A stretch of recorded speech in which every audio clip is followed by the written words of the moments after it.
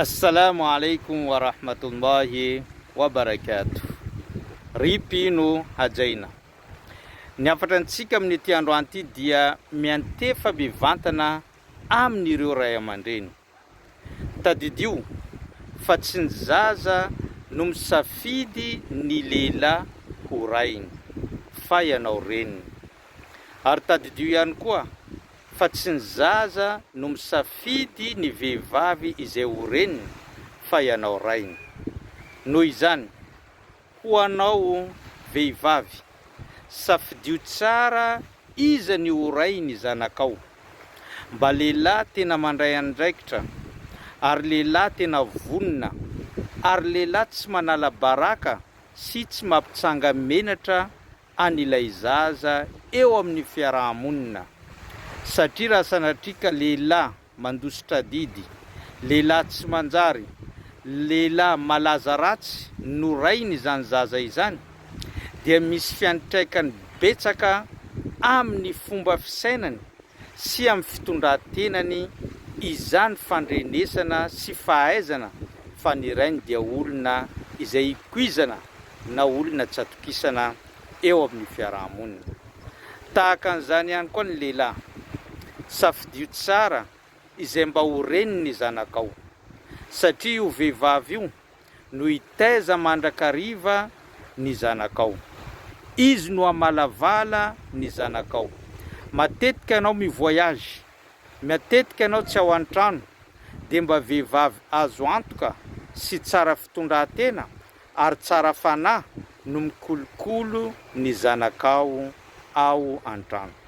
Zay nahatonga rehefa lehilahy anankiray nandeha tany amin'ny manam-pahaizana dia niteny izy manao hoe: zaho ozy izy mananjanaka enim-bolana dia mba maniry omenao lesona momba ny fitaizana ny zaza ao an-tokantrano.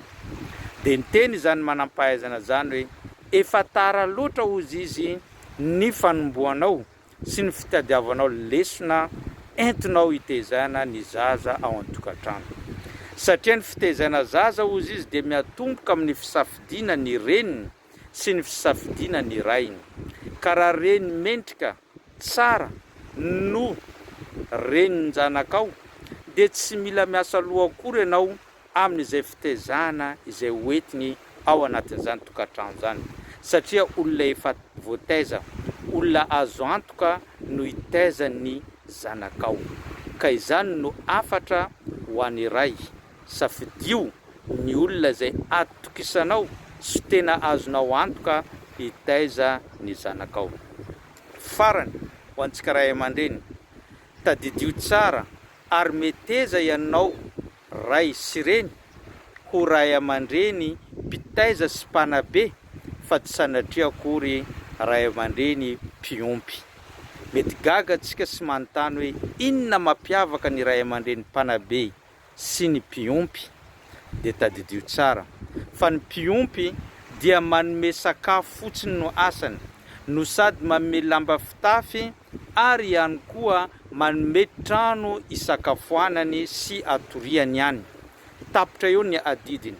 Fa ny ray aman-dreny mpanabe, ny ray aman-dreny mpitaiza dia manome izay tokony ho azony zany zanany zany: ny sakafo, ny lamba fitafy, ny trano itoerana sy atoriana. Aorinan'izany mananatra sy manome torohevitra n'ireo zaza ireo. Ary raha ohatra ka misy ny fahadisoana izay nataon'izy ireo, dia izany ray aman-dreny zany no mananatra ary manarina raha sendraka solafatra, ary raha sendrana ditra dia manasazy sy mikapoka mihitsy indraindray raha ilana izany.